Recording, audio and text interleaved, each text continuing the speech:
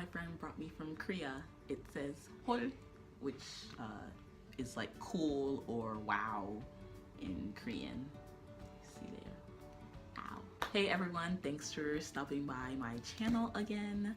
I've been living the 9 to 6 corporate life here and it's terribly boring. I hate it. So I'm so glad to finally get back in front of the camera and make another video.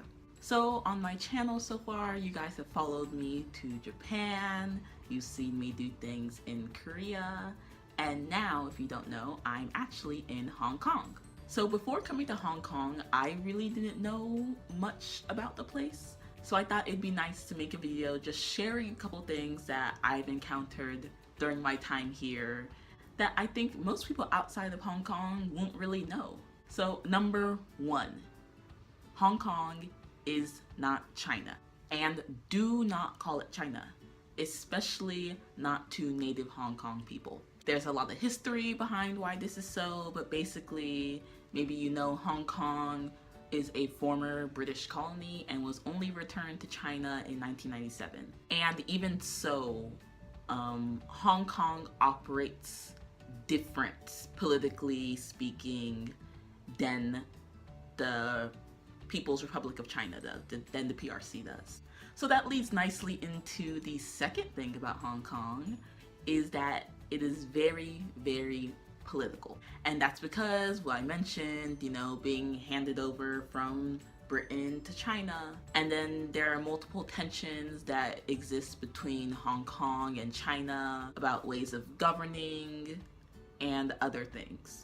The next thing to know about Hong Kong is that in Hong Kong, Mandarin is actually not the predominant language. The predominant language here is Cantonese. And a sidebar on that is Cantonese is hella difficult. I mean, I even have testimonies from Hong Kong natives saying that it's actually more difficult than Mandarin. And that's because within the language, Mandarin has 4 tones, but Cantonese has 6 tones. And then many people actually say that within those 6 tones, there are 9 derivatives of those tones. So it's actually a terribly complicated language that I've had some difficulties trying to grasp onto. Then again, that might just be because I was spoiled by the Korean language, which is significantly easier than other Asian languages.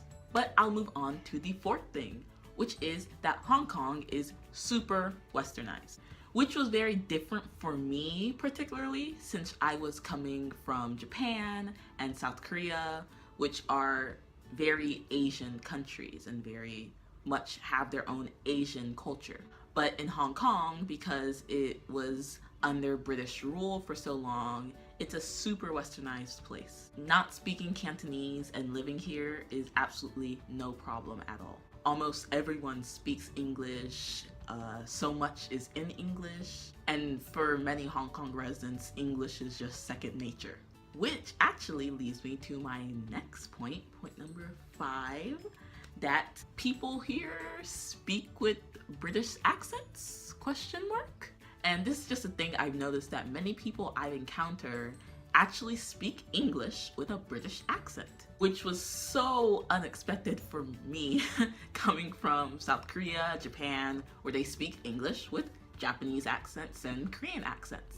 On top of that, I also really love the British accent, so I was happily surprised to find that people speak English with the British accent, which of course makes sense when you refer to the political history of Hong Kong, you know, being a formal British colony. The next thing is that Hong Kong is very luxurious. There are skyscrapers everywhere.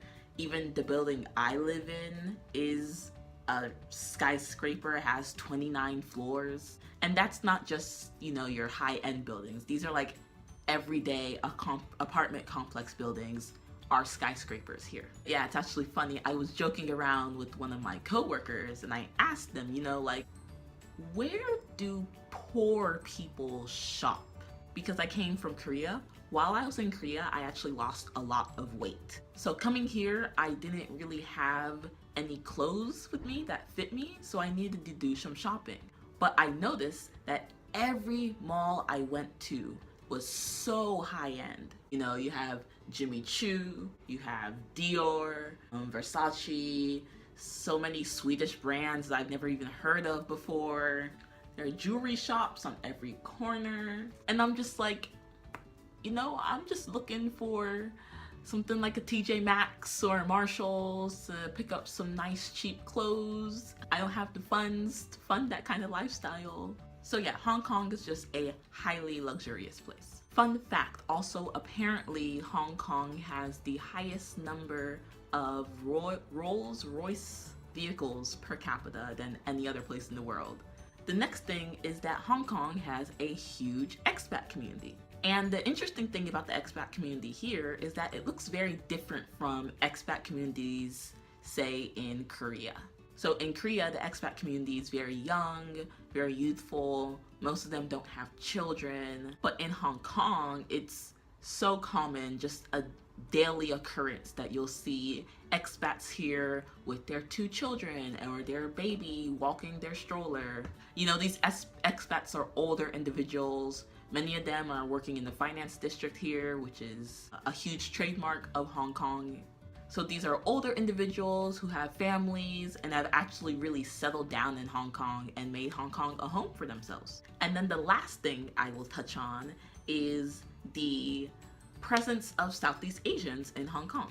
So Hong Kong houses many Southeast Asians, and actually many of these Southeast Asians, mainly the women, have positions as domestic helpers. So when I'm coming back from work across the waters in the Kowloon district, it's common for me to see Southeast Asian female domestic workers, you know, with the child that they're taking care of, taking a subway to the working district to go meet the parents to drop off the child. And the people who these domestic workers are working for are both the expat community and the local Hong Kong community.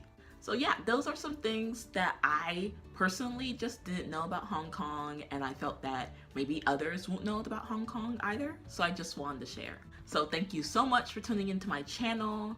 Please leave a comment down below. Let me know what you think. Have any of you ever visited Hong Kong?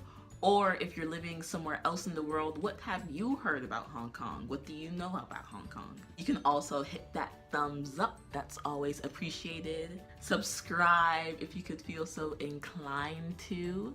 And I'll see you in the next video. Thanks so much.